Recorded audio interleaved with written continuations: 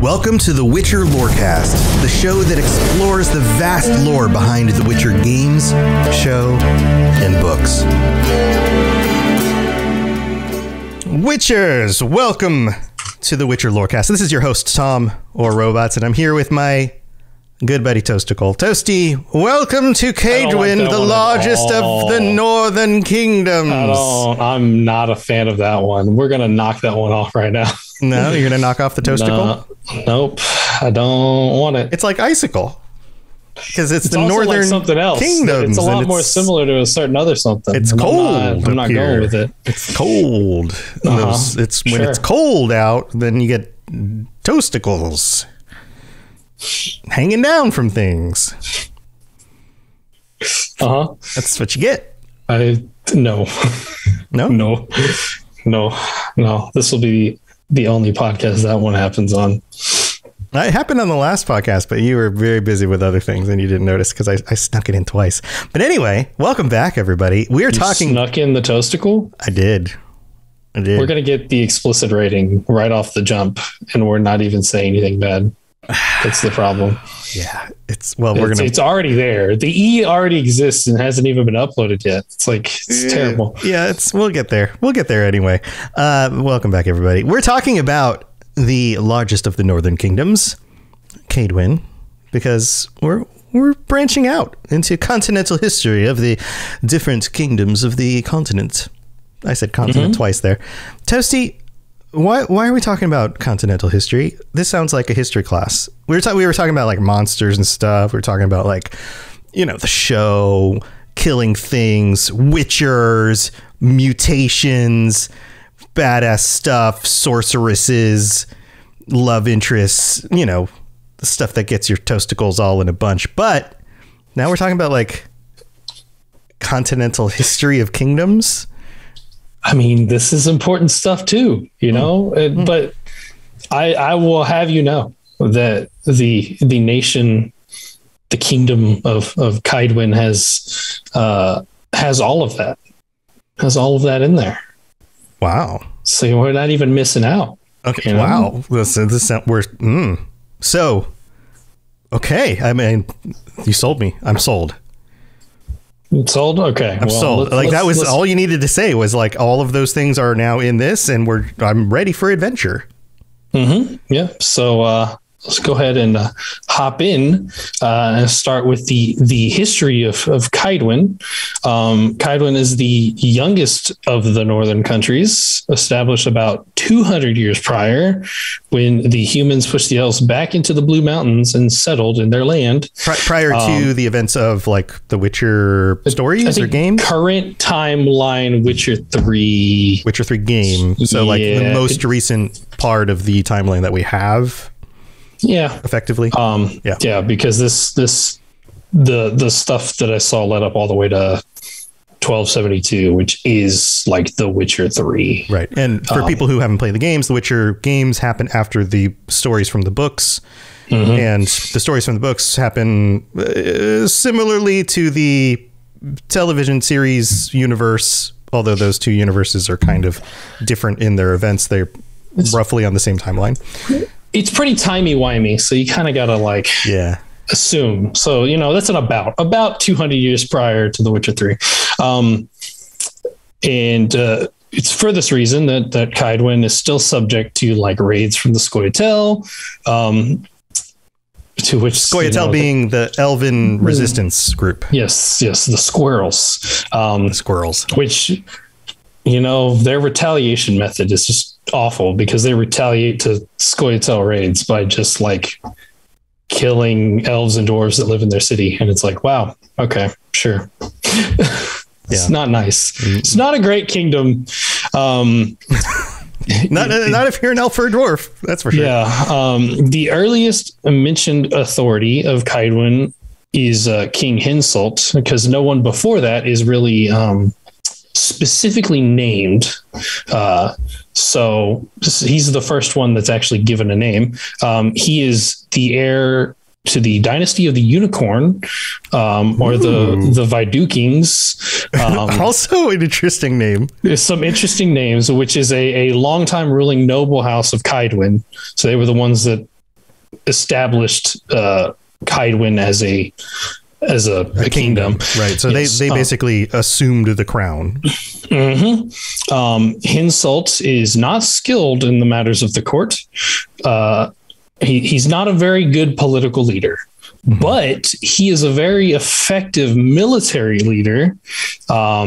It's even said that he knows the name of every one of his soldiers under his command. He knows the exact distances between every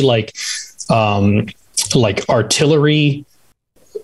It's not artillery really, but I'm trying to think of the term, like catapults and he knows the exact distance between every artillery piece that he had. Siege equipment. That's what I was talking about. Okay.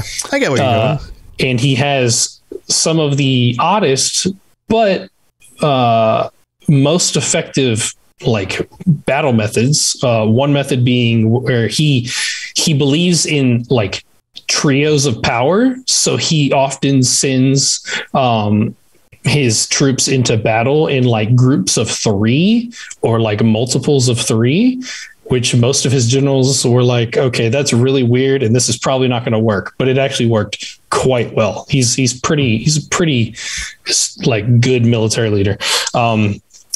But that leaves space for his advisor, Sabrina Glevissig, which you might recognize, to manage the political matters of the office, and kind of effectively leaving her in charge of the kingdom in that aspect. So he was smart enough to know to delegate things when he was better at certain things. He delegated these things to her, or he was busy with things, and so she was able to kind of take control of those things from him. So it's not specifically, I bet if I had to guess, with the way they're taught at Aretuza, and with Sabrina being the ace student of Aretuza, she probably put it in such a way to where he thinks he's delegating the responsibilities to her, but she's actually she sold it like it was his idea, but it was really her idea.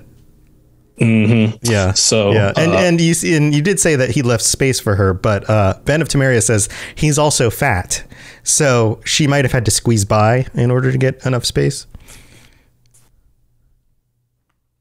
Potentially, maybe he's kind of fat guy. That's true. Kind of a big guy. Chubby. A big guy. He reminds me. It might have been that are familiar with Game of Thrones. Robert Baratheon. Oh, okay. Very much reminds me of Robert Baratheon, because that dude did not really know how to be king, but he knew how to fight. Right. An older Robert Baratheon. He kind of put on some pounds in his later years because he preferred to eat and drink and. Mm-hmm. Yeah, gotcha. That's what I meant, and be merry. He even said that he usually showed up to his parties drunk and stumbling. So, very much Robert Baratheon absolutely. During the Northern Wars, Hinsalt played a prominent role in the influence of events. After the sacking of Sintra, he sent his army to help in the defense of Sodden Hill. And so this is like the events of the TV shows / books, right? Yeah. And they suffered heavy losses from the defense, even though they won, which left Kaedwen pretty open to more frequent Scoia'tael raids, which put him into a position where he joined with the Council of the Northern Kingdoms to try and get their help in fighting back the elven threat. Very anti-elves. This is probably this is one of those kingdoms. And can we pause here for a second? Were there any kingdoms that were particularly friendly to the elves, or were most of them, if anything, just kind of neutral, and some of them were a little bit more, or a lot more, against them? As far as I'm aware, there weren't any that were pro-elves. None of them are friends with them, but we do know that some places have whereas like the dwarves have Mahakam, like where they can like kind of be like dwarves and not have to like assimilate. Elves, there's not anyone that's like, hey, elves, everybody come here. Like we do see in the second season of the TV show. Is pretty much the only example that's like accepting of elves, and I wouldn't say it's exactly enthusiastic about it. Right. Which, you know, as we talk about the Northern Kingdoms, that's just going to be something to have to keep in mind, is that none of them are really like friendly towards elves. So it's just but some of them are even less than that. Like this one's very much anti-elves. Hostile. Like they killed their elves, even though like some of the elves like assimilated into their society, and they were like, nah, we're just going to kill you anyways. And no elves are allowed in the capital either. So So he joined with the Council of the Northern Kingdoms, and even agreed in the helping to hunt down Ciri and kill her, because they didn't want Nilfgaard to have authority of Sintra. One thing with Kaedwen is that they've always had conflict with Aedern over control of the Pontar Valley or the Lormark. Kaedwen is very much a like northern, I wouldn't say tundra. I'm sure like the real farther parts of it, like north maybe. But it's very like hard and rugged. I would imagine, or I would say probably a lot like Skyrim for those familiar with Skyrim. But even like the more northeastern part of Skyrim, so less fruitful. They have hard time like planning things. Right. Like they can't really like do crops or anything. They have to kind of go off of trade or like hunting. And so the Pontar Valley is a very crucial place for them because it's very verdant and would allow for that like resource of like growing to sustain themselves. And this is a very like fruitful area. So Kaedwen and Aedern have fought over it for a long time. So if I can help paint a little bit of a picture for people, if you know anything about the map of the continent, there's the coastline. I have a picture if you and we can pull this up, and we'll do that on the second half of the show, because we're going to talk a little bit more about this. But just to give people a little bit of a sense of this, there's the coastline that's off on the west coast. Kaedwen is actually far to the east and the north. It's the most northeastern kingdom on the continent. Right. So it's up in the mountains, kind of nested up in the mountains of the north and the east. It's surrounded by mountains on all sides, because it has the Kestrel Mountains on the west. It has the Blue Mountains and the Fire. Was the Fiery Mountains? Yeah, Fiery Mountains surrounding it on north and east, and it just has this valley at the bottom. It's very much, it's all mountain around it. Right, and Aedern is the kingdom just south of Kaedwen. So if you're going to side of the Pontar Valley, pretty much if you're going to travel anywhere out of Kaedwen and not have to go over mountains, or at least through a mountain pass, you're probably going to have to go through Aedern. So it would make sense that there's going to be conflict between those two. It's divided by a river. So it seems like a very common historical boundary that you're going to have some issue with. Yeah. In the events of The Witcher 2, Hinsalt sent a force of 5,200 men to take the Pontar Valley. He attempts to claim the territory through diplomatic means first, but due to resistance from Prince Stennis and the blood curse from Sabrina, who he had burned at the stake after she betrayed him and or chose loyalty to the Lodge over loyalty to Kaedwen, which resulted in the death of many Kaedwenian forces. He had her burned at the stake, but she cast like this blood curse when she died on the Pontar Valley. And so he has to resort to military means to take it, which of course we know he's good at that. And the resolution of this depends specifically on the decisions you make as Geralt. for this. So Yeah. you can influence how this turns out. Yeah. Another thing to point out that's fun is that Kaer Morhen is up in. I was going to mention that. Tom. Sorry. Just wanted later. Just want to throw that in there. It's okay. like the other. Oh my God! Ruined it. Sorry. You ruined it. Anyways, and the kind of final thing is that there was a conflict with Redania in the form of the Winter War, which we hear about in The Witcher 3. It happened when the winter came in 1272, and Nilfgaard kind of settled down for the winter, because typically militaries don't fight in the wintertime, especially ones like Nilfgaard's very south. They're not used to the cold, so they have to like bed down for winter, or they start losing troops to like the sickness and disease and it's just like cold. The elements in general, because they're not built for it. So they settled down for the winter. And Hinsalt had like reached out to Nilfgaard to ask for aid, because he was so down on, or he was so down on things because of it. And then after the situation with the Pontar, Hinsalt dies. So Redania crosses over the Kestrel Mountains and attacks Kaedwen from west to east. So this was Redania is like their neighbor to the west. Yeah, Redania is the neighbor to the west, and they cross that mountain range that borders in between.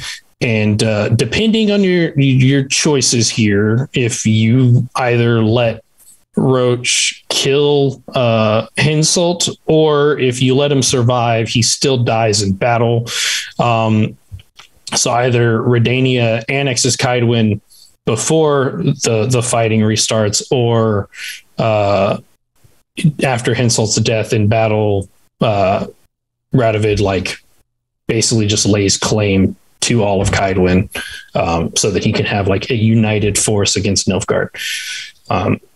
It all depends on choices. So, that's cool. That's cool stuff. So, man, can you imagine? So, first of all, if you're listening to this and you haven't taken some time to really look over some of the Witcher maps, there's several variations that are out there. There's one that was put together by, do you remember this? There was just recently. This is where my picture came from. I just cropped off Kaedwen off of that map. So that yeah. Do you have the whole picture somewhere that you can send me? Because I'll put it up on the stream later. I believe so.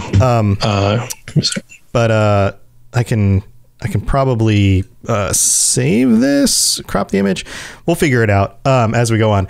But there was a group from a university over in, we talked about this on a previous episode. Do you remember what university this was? Over in Europe somewhere, that used a lot of the maps. The Department of Political and Historical Geography, the University of Warsaw. And they basically created the equivalent of a Google map based on in-game information and other maps and those kinds of things. They combined all the information they could and created a Google map equivalent of the continent down to the closest details that we have from everything. And you can actually pan around it and move around just like you can a Google map. And it's freaking amazing. This is really, really cool. So knowing that we have this level of detail, can you imagine having the next game in the series and being able to travel across the entire continent, or like an MMO sized game? or like, what if the next game in the series is the beginning of getting something where they just continually add on other kingdoms and zones? Like, the size of The Witcher 3 is big. We get some of those areas, right? Like, we get parts of Temeria and Skellige and some. I mean, like Velen and Skellige are absolutely massive. Like, right. That's it. Yeah. So we get Velen and Skellige, but can you imagine if we got extended out into some of these other areas and could actually travel all the way to Kaer Morhen, or all the way down through Nilfgaard, or, up into the northern mountains and, up through Redania? Like, can you imagine that? That would be amazing. And it's not like they don't have it all mapped out now, because they could totally use something like this Google map. So I put the link to it there. You can do what you want with it. Yeah, here, I'm going to pull it up. But I'll share this in the in the thing as we continue to talk. But we're going to take a quick break, and we're going to get back and what are we going to talk about after the break? We're gonna talk about layout, talk about geography. Cool. All right. Well, don't go anywhere. We'll be right back. Very well. Let us get this over with. Something has infested my vineyard. Mm-hmm. Great. Let me go prepare my something oil then.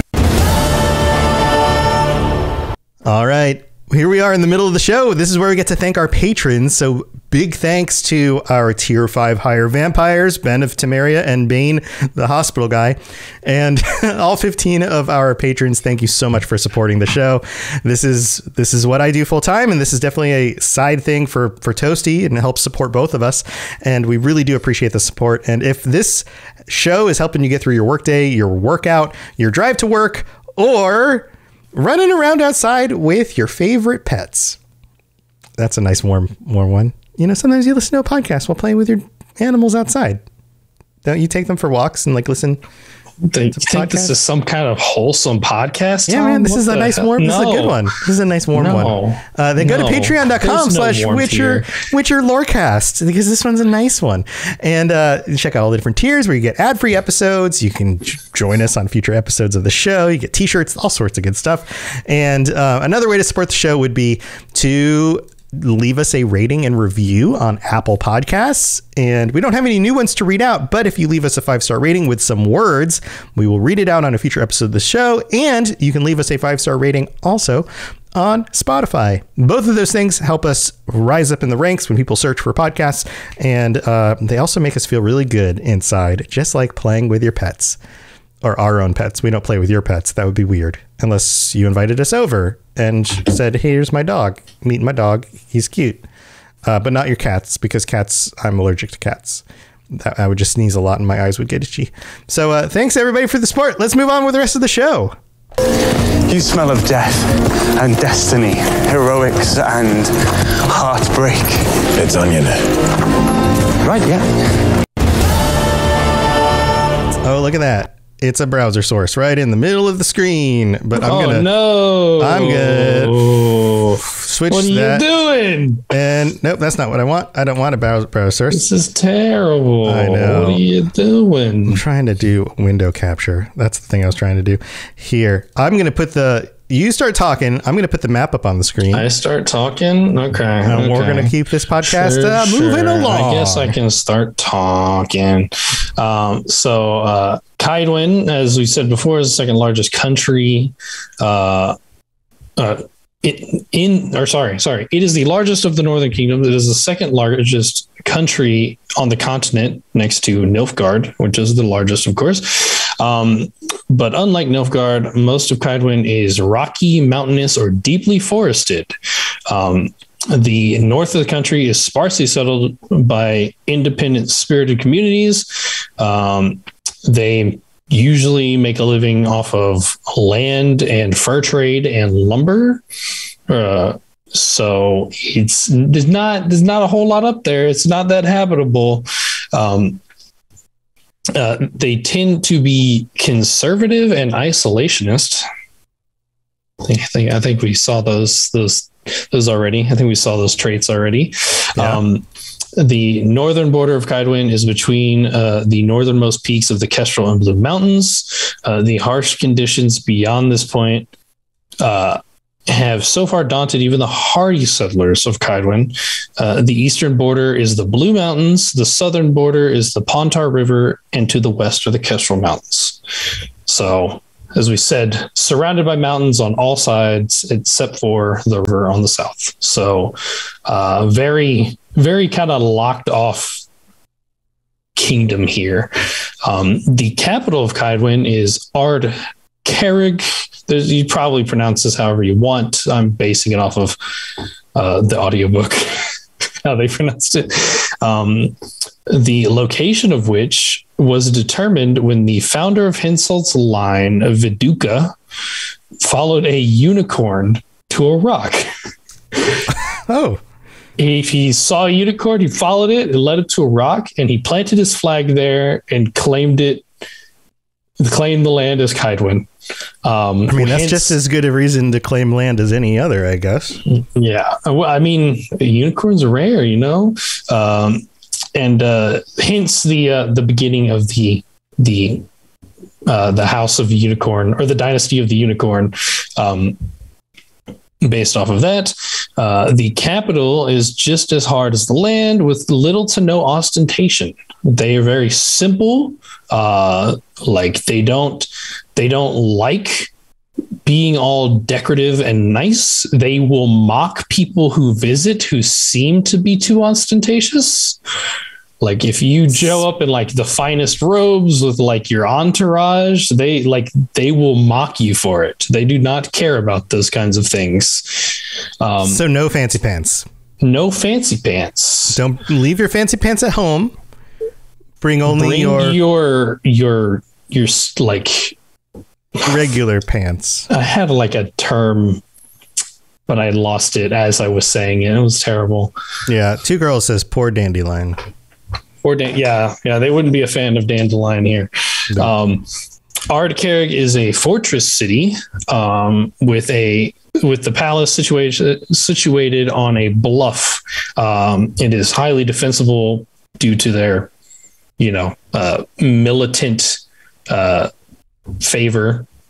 And then we have a lot of other places we don't get to like see. We don't hear a lot about it because, don't go there. But two really notable places are Bannard. So the city of Bannard with the school for sorcerers, which we hear about in the show for those more familiar, where they train sorceress assholes like Stragobor.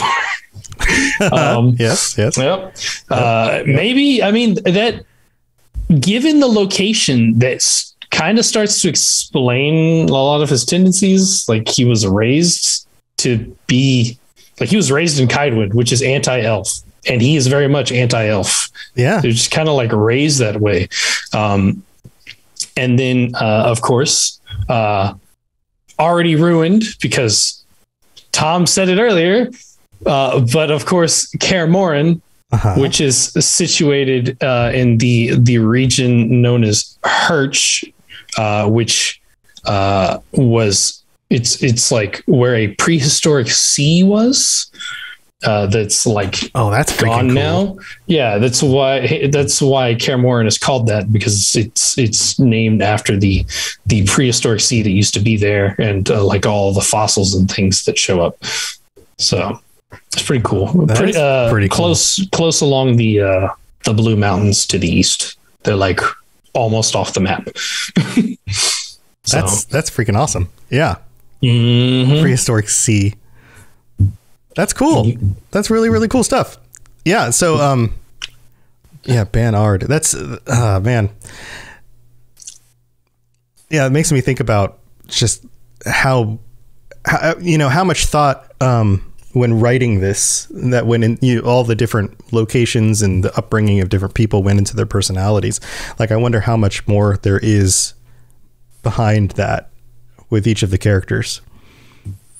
I mean, I'm trying to think, because it makes sense, like you're raised in a place where you most people don't. I mean, I would assume everybody just isn't born racist. Like it's something you learn, like it's like he grew up in a place that was racist, so he's going to be a racist, a jerk. So kind of makes sense.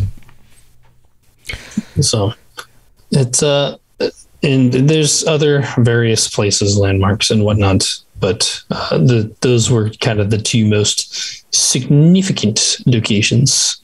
Yeah. Kaer Morhen, and I kind of talked about it before, of course, at the School of the Wolf, but very much isolated. It can only be accessed via the Witcher's Trail, which is hard to find and hard to navigate. So very out there and defensible as well. So it just seems to be an overall theme of the this kingdom of being like military focused and defensible locations and such. So, so this map is really cool. I mean, it's in a different language. But if I'm going to zoom it out a little bit. Actually, I'm going to pan around so you guys can kind of see it. I'm going to explain this for our listeners so they have a sense of what I'm talking about as we go over this.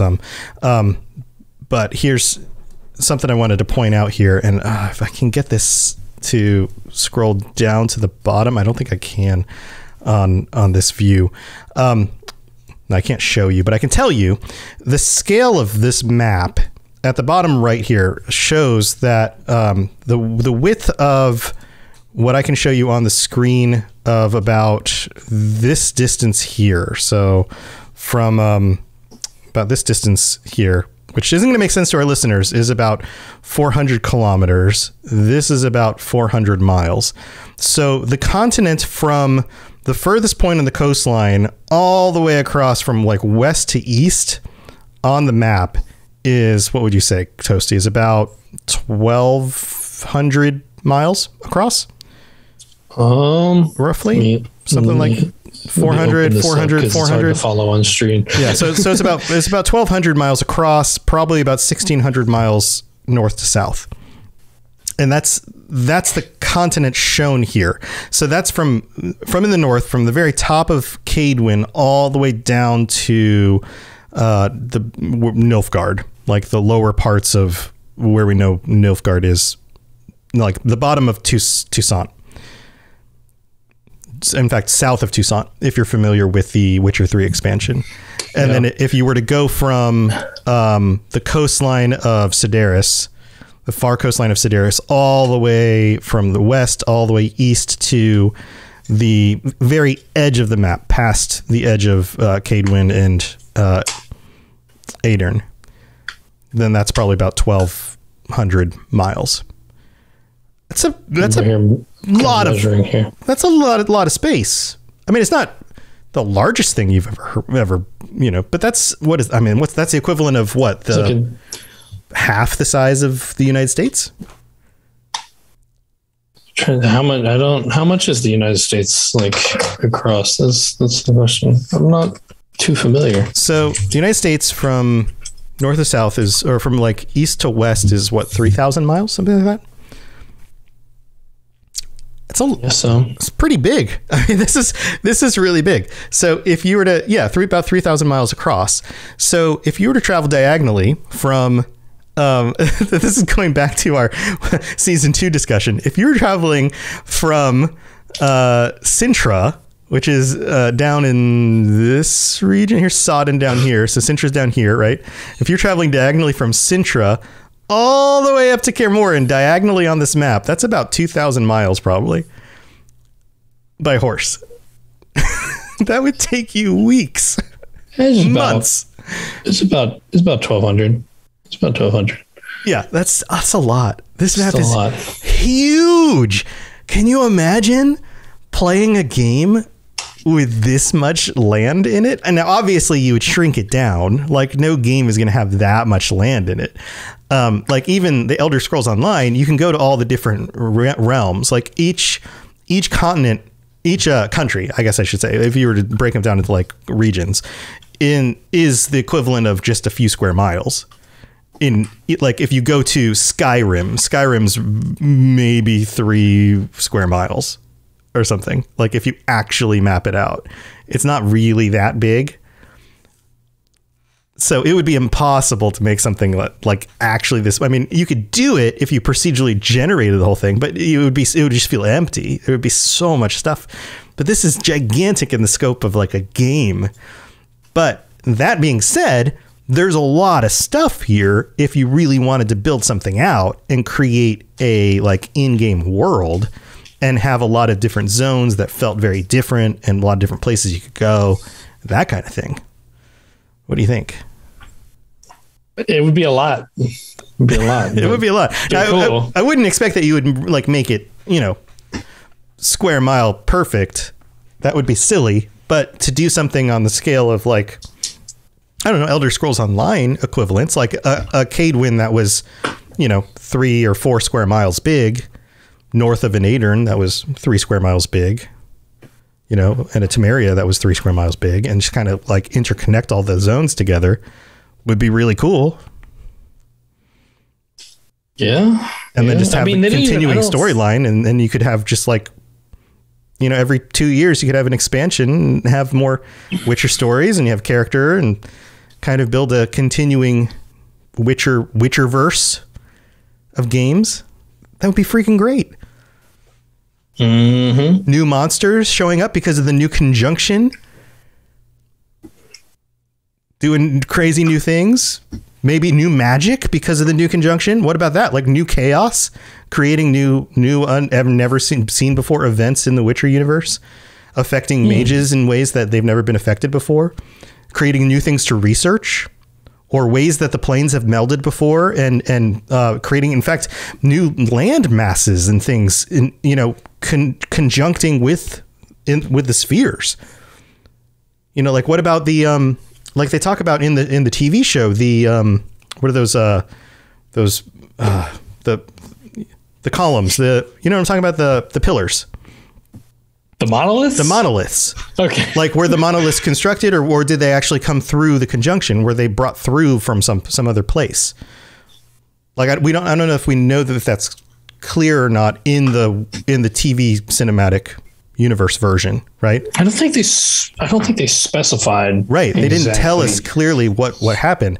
So there could be events where not only creatures and peoples are coming through because of that conjunction, but actual land masses are changed and moved around. Things are kind of melding and moving, and you could have all sorts of justifications for changes in game story and things like that. Yeah, I mean, it also, given the events that have happened, because this is absolutely going to be a sequel and not a prequel. Yeah, I'm looking at you, Ben. That's what you and I are thinking, at least. Anyways, a post Witcher 3 game could do all sorts of crazy stuff. But it's like also Nilfgaard's like, I would assume that Nilfgaard's in charge now. It seems like the route they're going. Otherwise, like, I just think that that's the route that you have to go, as Nilfgaard in charge, because otherwise, like, if like Redania wins or manages to at least hold on to their territory, like, I feel like that's way too much hate for whatever this game, because that's real bad. I mean, like, not only are they like elf haters, but now it's like any magic wielder hater as well. Like, it's it wouldn't be great. But you could always have these places have changed from Nilfgaard's influence. True. You could always have the opening up in the map, or the sudden incoming of either a new force from over the sea or across from the east side of the map from the deserts. And that'd be cool. All of a sudden, this unseen force, kind of like Mongols. Like nobody in the West anticipated Mongols just coming out of the East, and then all of a sudden showing up in the Arab and the European world. But all of a sudden they did, and they started taking all sorts of land, and nobody expected it, and then on top of that, nobody expected them to overwhelm them with military might, and they did. So I didn't think about this, because obviously when you're looking at this picture that they did for the preview, you're thinking of like the medallion in the middle. You don't think about the fact that like my camera's it's awful. Snowy. What is happening? Yeah, it started focusing on what nothing. Are you doing? Anyway, but like, you don't think about the fact that it's all snowy. Right. And like, so how far north does that take us? Or is that a callback to the snowy, or the portal stuff that Ciri goes through? It could be too. End. Yeah. Because that played into it, the whole like frozen thing. Yeah. I don't know. Or invaders from another sphere. Like, what if it looks like Nilfgaard is finally going to conquest the known world, and then you get like similarly to the original conjunction, elves and dwarves and everybody basically owned the known world, and then men showed up, humans showed up, right? Mm-hmm. And screwed everything up. Well, what if that happens again to the humans? It seems like Nilfgaard's going to basically take over everything, and then all of a sudden some other group shows up. Throws everything for a loop. Could totally change stuff. But now you get to experience it in a freaking video game with a map that we have laid out from actual map building people. There's a word for that. What's the word? Cartographers. Cartographers. I was like chronologists. Nope, that's not it. But yeah. Anyway, that's where I'm going, and I think maybe there's some excitement to be had there. So, plus it would be really cool to just see some of the places in Nilfgaard that we've not been able to see. Like we've seen some of these places in, not only the games but in the stories. It's all been Northern Kingdom. It's all been Northern Kingdom. Because I mean, the only thing with Nilfgaard is that like that's just the capital of Temeria that we go to, like that they've taken over. So it's like we've been to Tucson in the expansion to The Witcher 3. Yeah. That's as far south as we've been. Yeah, it'd be cool to go to Nilfgaard. Yeah. So anyway, those are just some of my thoughts now that we're talking like maps and some of this other stuff. But I hope you guys enjoyed this episode about Kaedwen. Kaedwen? You say it differently. Kaedwen. You say Kaedwen. Did you know that the AE sound in Old English is pronounced ah? Cod. It'd be Codwin in Old English. Did you know that? Isn't that weird? It looks like AE. Like AE. I don't know. Yep. I learned that from my professor in college. It's weird. But thanks for listening, everybody. If you've got some thoughts on this episode and some of the things about where the Witcher series is going, or if you have a specific kingdom or some other content that you want to hear us talk about in the future, let us know on the Witcher channel of the Robots Radio Discord. We'd love to hear your thoughts on that stuff. Toasty, you got anything cool going on you want to share before we head out? Cool going on. I follow us as usual, Witcher Lorecast. I might be having something happening. You got something that I don't know if I can talk about yet. I'm just saying I might be getting involved with something else. We'll see what happens. Okay. I'm sure I get more confirmation on that.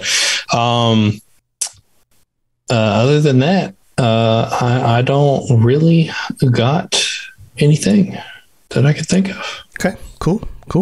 Well, I've got my shows, all the different Lorecasts that I do, everything from The Witcher to Mass Effect, which is coming up after this show. And of course, just a reminder, if you'd like to tune into this show live on Monday nights, we start at 9 p.m. Eastern on the Robots Radio channels. So on Twitch or YouTube or Facebook, just search Robots Radio on those, whatever your favorite platform is. Come join us for that. And then Mass Effect is after that. And then I also do Fallout and Elder Scrolls and Cyberpunk and Lord of the Rings. All of those Lorecasts are available on whatever podcatcher you prefer. And of course, you can find my shows and every other show on the Robots Radio Network, including all of our Rocket Club shows, where people sign up for me to either help them start their podcasts or help them grow their podcasts. And that's over at robotsradio.net. So I've got all that stuff going on. And I'd love for you guys to come hang out with us during some of our live shows. So that's hop into the Discord. I've been kind of regularly like asking people in the Witcher channel like stuff, like topics they want to be like, or they want to hear about, like for like our bestiary episodes. I think I'm just cool with like putting that up to a vote, like whenever we do one, because it's like, what do y'all want to hear about? Like there was really no pattern we have to go with the bestiary. So if you want your input to have an effect on where we go on the show, hop in the Discord. Yeah. Plus we love to hear your thoughts on different things and have conversations with you guys.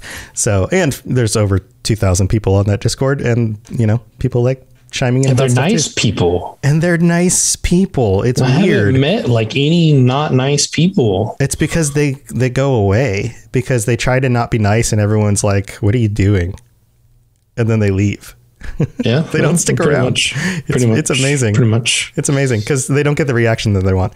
So anyway, Thanks for being here, everybody. We'll be back next week at our regular time. And then this week, we have like a short week. Yeah, this week feels a little short again. And then in 2 weeks is our Patron episode on the 25th. So I thought that was coming up again soon. And then we'll be chatting with our patrons. So we'll be figuring out what our topic's going to be. So patrons, if you want to chime in on our Patron channel on the Discord, let us know what you want to talk about. All right, guys, have a good week. And until next time, stay safe on the path. See you then. Bye, everybody. Thanks for tuning in to the Witcher Lorecast. We'd love to hear about your experiences with the games and the books and the TV series and all your thoughts on everything. Please check out the Robots Radio Discord and follow us on Twitter at Witcher Lorecast. You've been listening to a Robots Radio podcast. Smart shows for interesting people. Check out all the shows at robotsradio.net.